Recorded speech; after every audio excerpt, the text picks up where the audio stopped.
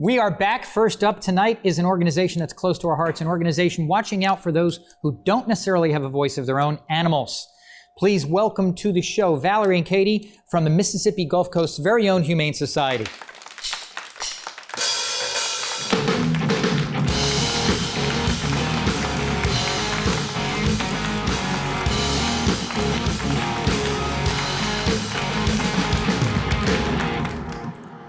So Valerie and Katie, you're both with the local Mississippi or Biloxi Humane Society? Yes, right here in Gulfport. Okay, now can you give us some maybe statistics about the positive things that the Humane Society are doing here locally? Yeah, definitely. So we've been in our campus for over 10 years now.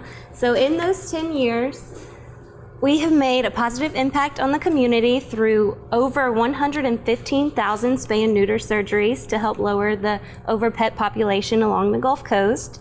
We have adopted over 56,000 pets into loving homes. We have implanted over 87,000 microchips, which can help pets get reunited with their families if they're lost. And we have fostered out over 24,000 pets.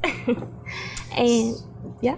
Now, what is the wellness clinic? I heard there was something called a wellness clinic. What's that? Our wellness clinic just opened last year, and it's open to the community. We provide discounted services such as nail trimming, eye cleaning, ear cleaning, vaccinations, microchips, rabies vaccines, everything that you need to keep your pet healthy and happy. Tell us about is it the Barkin Basement Thrift Store? Yes, all right, so I'm wearing Instead of one Bargain Basement, it's Barkin Basement. I am almost always, it is Barkin Basement, Barkin yes. Basement. And it's right there at our shelter, so it's located on 49 in Gulfport. It's a huge thrift store, everything from clothing to household items, furniture, lots of great deals in there. I'm almost always wearing something like this from our thrift store. But if you are, cleaning out the house, maybe you're moving, please do consider donating your unused items to us because it helps our animals. We're able to sell those items and use the money to run the shelter.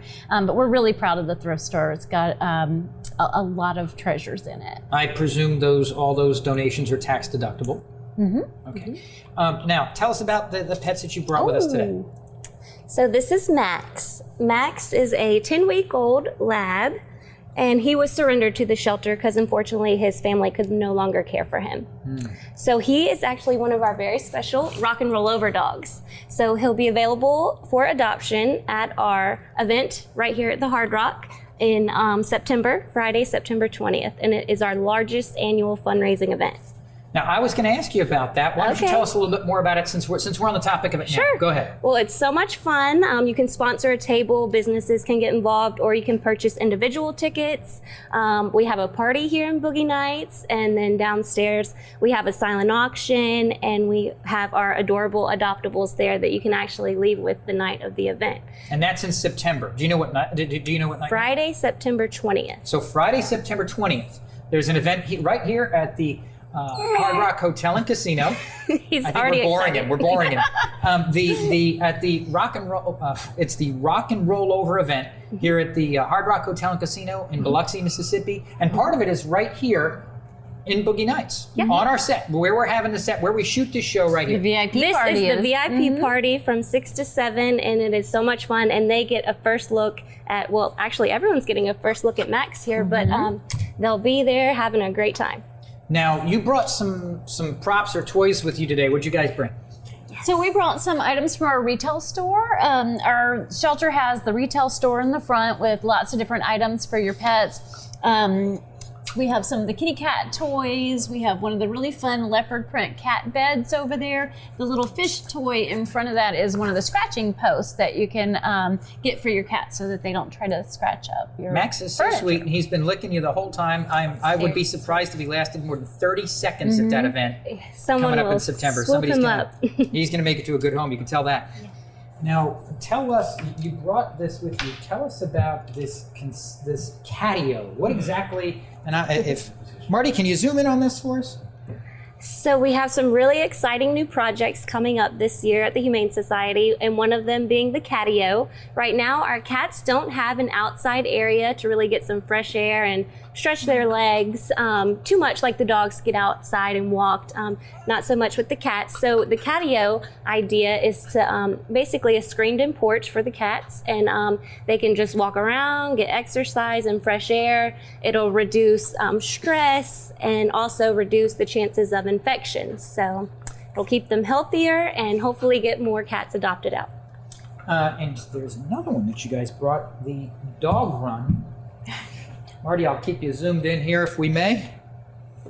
So we have lots of different play yards outside where the dogs can go and run around and get kind of opposite from the cats. They do get fresh air and sunlight. But when it's raining or if it's too hot, like it is pretty much, June through October, and their little paws get burnt when they go across the parking lot into the play yards.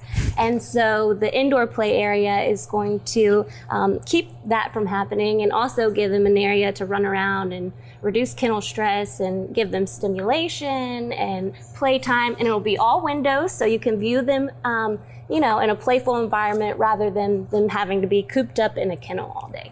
Now, these seem to be kind of rather ambitious things, Yes. so I presume there's got to be a way to fund them, Yes, and sir. that comes down to probably fundraising. Yes. Definitely. What can people do in the community to help either, I mean, obviously, we'll talk a little bit about adoptions and things like that, but just from the standpoint of these things, how can people get involved in financially helping out the Humane Society?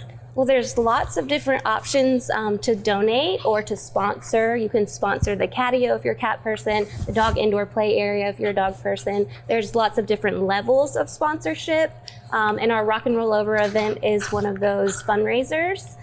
So there's lots and lots of different ways, and they can always check out our website or shoot us an email, and we'll be happy to get them involved and get their name out there in the shelter and show the community that they are animal supporters. And yes.